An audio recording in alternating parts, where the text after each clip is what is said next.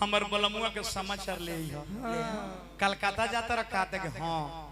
वो पूछा तोर बलमुआ के नाम कह रे तो नाम धरही के नहीं खे मेहरारू अपना बलमुआ के नाम ना धर सो पहले वो कहते कि बिहारी हवे मेहरारू कहते बिहारी हवे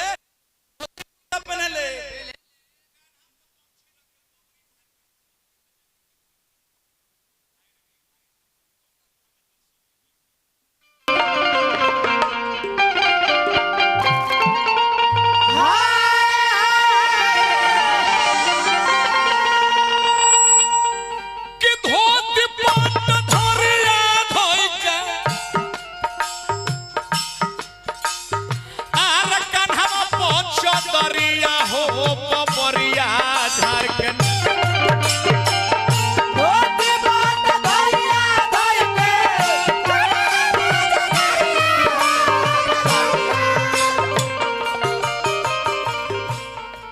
घूमत होई हन कवन सहरिया हो बबरिया घूमत होई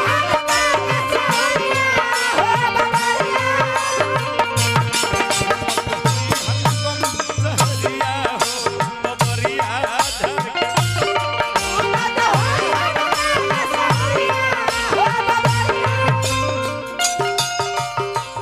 कितना सुंदर गीत एकरा गायत्री ठाकुर भी गवले लेके का गवले बहुत गीत गवले जब भगवान राम वनवास में गईनी हां तो कोल भील देखले जंगली मेहरारू लोग हां एकदम जंगल झाड़ जंगली के कोल भील कह जाला कहले कि आई हो दादा हई हई वहां का राजवारोनिया के लूर नहीं थे तो वहां के गांव के लोग के लूर नहीं थे ना ऐसा जुगल जोड़ी के बने भेजा देला एगो सखी सीता जी से पूछ लेली भगवान राम के रंगुरी के इशारा कर देखिए इतना बढ़िया सीता जी उतर देले बड़ी आज हीरोइनो ना दी हम सब सीता जी से पूछे तर के सखी ए सखी उस संवर को के तार लागेले भगवान राम के इशारा करते रही तो सीता जी कहते संवर को के गोरकू छोट भाई कर चुप चुप हम कहते संवर को तू गोर हां सुना देखी कैसन साहित्य के उत्तर बा संवरकू के गोरकू छोट भाई हवे इनकर नाम लक्ष्मण ह ई हमर लहुरा देवर लागेले अब इतने सो गेल को का लगी है नाम लखन लघु देवर मोरे एक हरिया ऐसन बढ़िया कोनो उत्तर बताई ना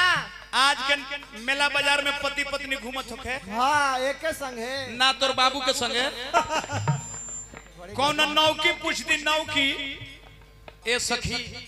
इतहार के लागेले के लगे है सीता जी ऐसन बोली कह कि ई हमर हस्बैंड लागेले हस्बैंड के बैंड बजाओ कैसन संस्कृति हमारा देश में रहल है वही भिखारी ठाकुर कहनी कि सखी जंगली मेहरारू कहतर के अभी ऐसा लागत रे आ नवही होई लोग तो कैसन लागत होई अपना जोधिया में जेकरा संगे खइले होई लोग जेकरा संगे बोलले होई लोग ओकर करेज का कहत होई वहां के राजवारनिया के लूर नहीं खे बन भेजा दा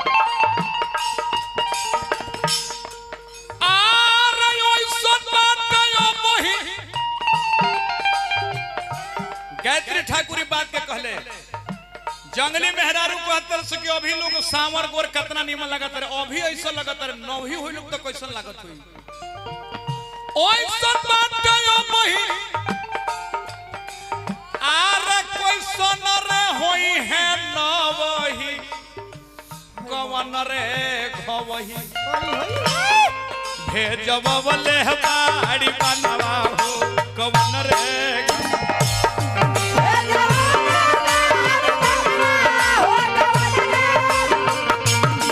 भेजबले बाड़ी बनवा हो कवन रे घवही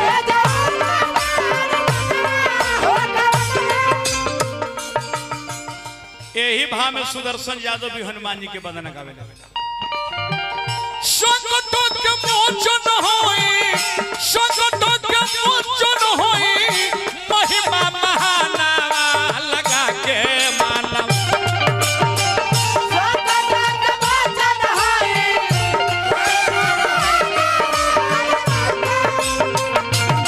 भजिल भजिल हो जवान लगा के मानव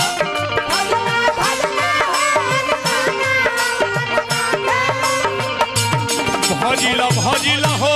रटाना लगा के माला